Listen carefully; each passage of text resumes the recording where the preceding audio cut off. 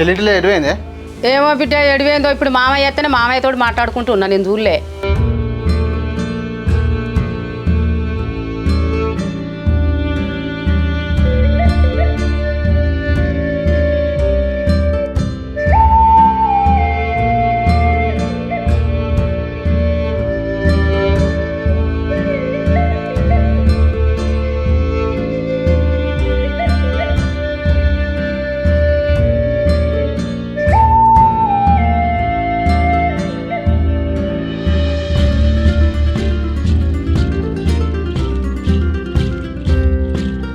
అమ్మా ఏంది చెల్లి ఇప్పుడు స్విచ్ ఆఫ్ అవుతుంది?